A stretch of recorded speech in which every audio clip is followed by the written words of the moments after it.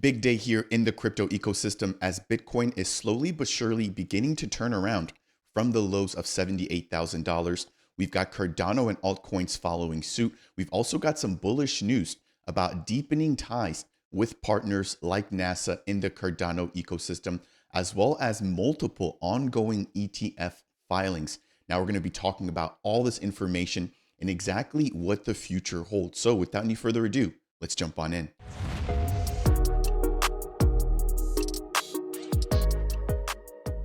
What's up, ADA gang? Welcome into Dapp Central, your home for everything blockchain and crypto. I'm your host here for Reed. As a part of this update, we're diving into everything going on with Bitcoin and the Cardano ecosystem to be specific. Now we've got Frederick Regard giving us a little bit more information and continuously teasing the Cardano network in the ecosystem, working alongside NASA. We've also got some interesting bits of updates when it comes to ETF filings for two separate corporations or two separate entities. And then we're going to briefly highlight some updates from NuFi, making it easier to connect and get started within the crypto and blockchain ecosystem. And then we're going to close out by talking about scaling and throughput here on Cardano. And then we're going to close off with a little bit of hopium, talking about the strength and recovery between Cardano and some of the leading assets here within this space. Now, if it's your first time stopping by the channel, my goal is to help you find your footing here, not only within the Cardano ecosystem, but also focusing on Bitcoin. If you appreciate content like this, I would appreciate you if you could smash that thumbs up on the way in. If you want more, consider subscribing. And if you have any questions or comments, feel free to voice off down below. Now, if you want to extend your support for me and the channel here, consider delegating your ADA with either of the two Dapp Central stake pools, which both share the ticker DAPP. Without any further ado, let's jump right on in here. I do have to take the opportunity to apologize to all of the viewers here. In my last video, I essentially put out some content there highlighting the fact that the SEC had officially confirmed or greenlit Cardano to be used as a credentialing or academic credentialing blockchain, as well as a platform for smart contracts and government services. Now, one key thing that I did not realize, and it's actually captured here at the very bottom of this particular screenshot, is that this was actually submitted by a regular member from the community. So these are essentially comments that have come in based off of the recent ETF filings. And again, these comments can be made by anyone. I unfortunately misunderstood that and thought that this was actually coming directly from the SEC. And so I do want to take the opportunity to apologize and at least clarify that with any of the viewers here. My goal is never to mislead anybody. It's never to be a moon boy or hype boy. My goal is to give you guys the facts here. And just like I hopefully provide value in the good times, I'm also able to provide some value even when things don't go right and even when I personally make a mistake. So I wanted to just quickly start things off with that.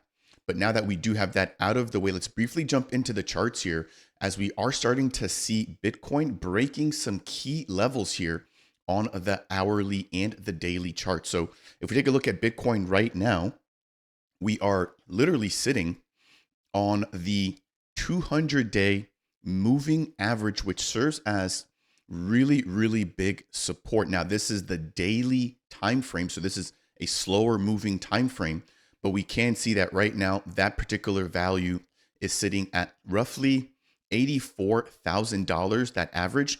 And we are trading at right now, literally $84,000.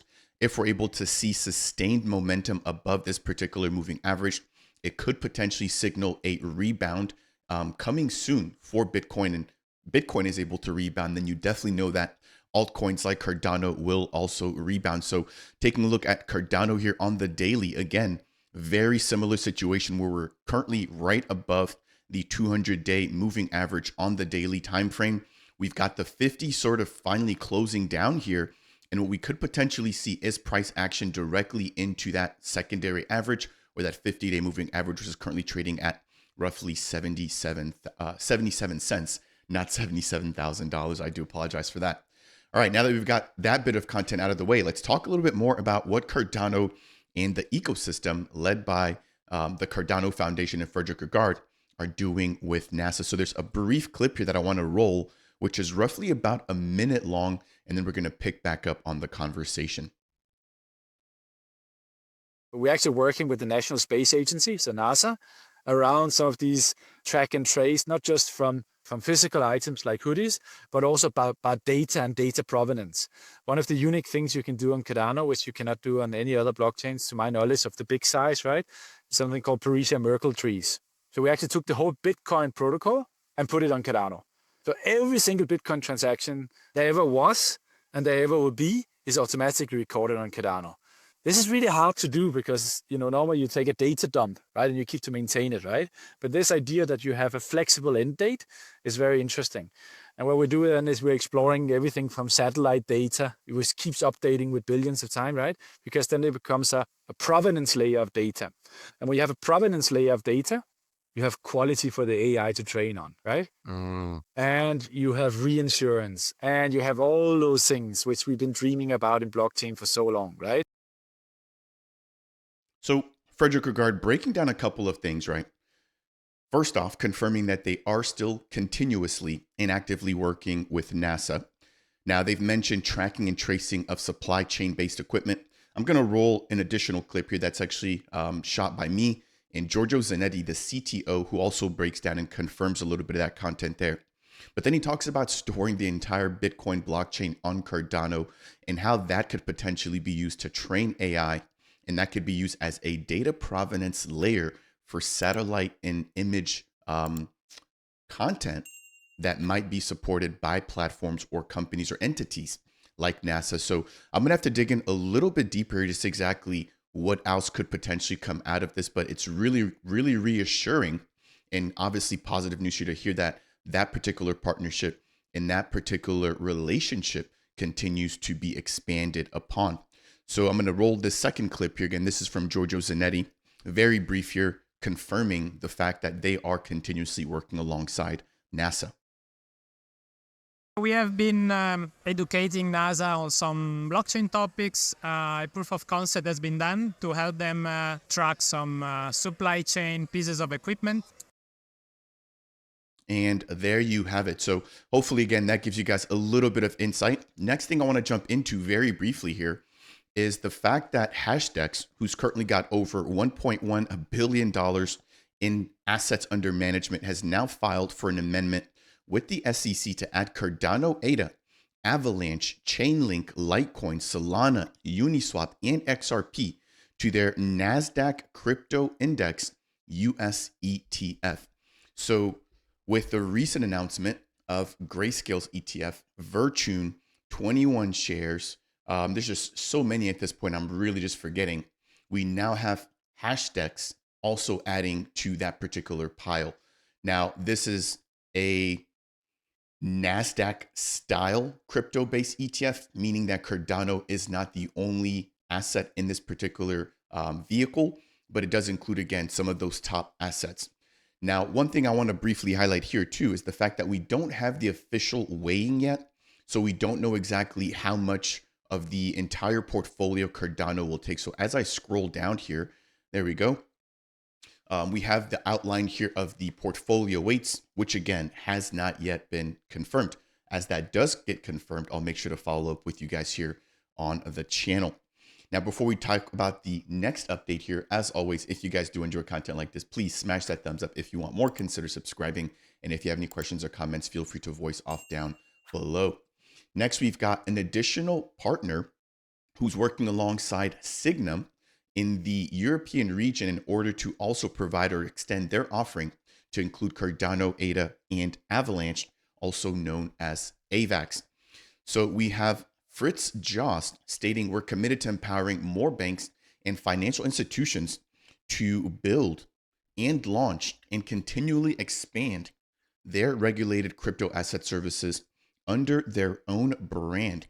So jumping over, they do have a fully dedicated article, but in a nutshell states that on the 17th of March, Zuger K, I'll call them that for short, has now partnered up with Sygnum, a global digital asset banking group, to further expand its token offering with Cardano ADA and Avalanche AVAX.